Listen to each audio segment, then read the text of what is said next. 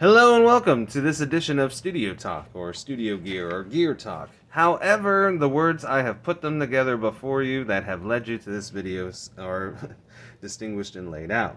Now, I've been going through this fan requested material by Mitch the Wurlitzer, where we've talked about the perfect, input settings to record at, also noise ratios and signal gains.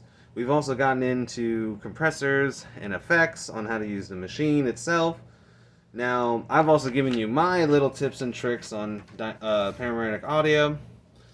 And now, if you have any comments or suggestions, feel free to email at either one of these addresses, and I will write back to you, or someone of Momentum Technologies will be in contact with you, back in contact with you in 2 to 5 business days. Now, as I was discussing in these videos previously on the AW16G, it's getting into an interesting branch of saying how you can only use 2 effects per song. And that is true.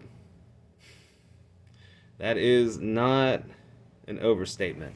But you have to think of it as like this. These are all the effects that you can have on every song. So nothing should blindside you. It's just these two, you get to decide what they are. And as long as you attack this, digital audio workstation in that manner, you should be fine. Now, I come from the realm of audio tape studios. I was 2-3 years old when I walked into my first recording studio, and I've been in there ever since. So, and then my first recording device was a Yamaha 4-track. So I got to learn how to record like the Beatles and Jimi Hendrix of the 60s using only these 4. So a lot of my recordings are simply done within 8 tracks, because the big boss version of a 4-track was like the 8 and 16 track mixers. So I got taught basically when I record, use as much as you can and little as possible. Because if you look at it like this, drums will take this, whether it's a bass, snare, left and right, or, you got a bass guitar, rhythm guitar, electric guitar, vocals. So, it's always interesting to see how you could play it all together. Now, as I digress, because I wanted to answer the fourth question of Mitch's here, which was, what is... Let's see if I could just show it to you.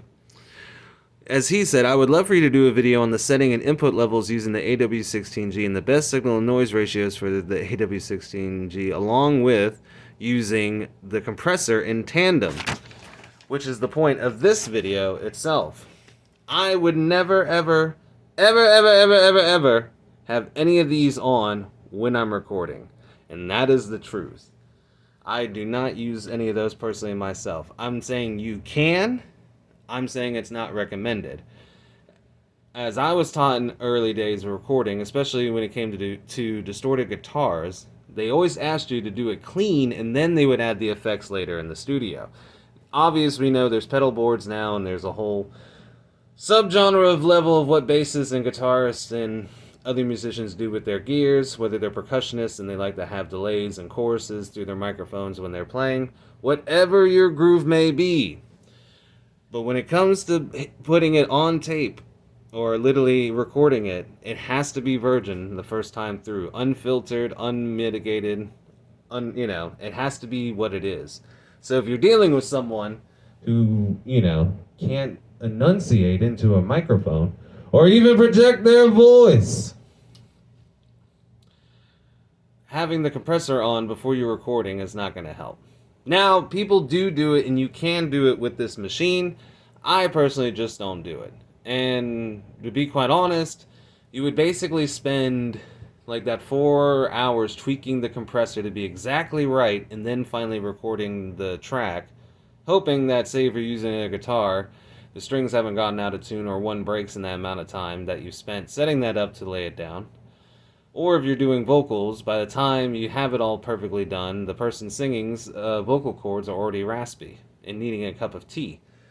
But that is my answer to using the effects and the compressors and the EQ and the panoramic audio as you're recording.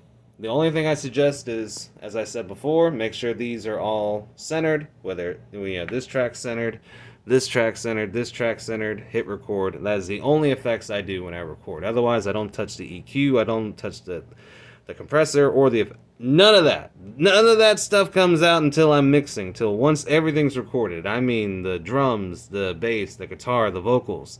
Then I go play with all the effects. I never do it into it. That's not how it's done, or at least how I was taught. Now, hopefully you found that informational, if not useful. And if you still think there needs to be any more clarity, or if you have any more questions you would like about the AW16G, or even myself as a musician and artist, please contact at these addresses, and you will get a response from myself or someone of Momentum Technologies in 2 to 5 business days. Otherwise, I had a blast diving into this with you guys today. I hope you have a great day.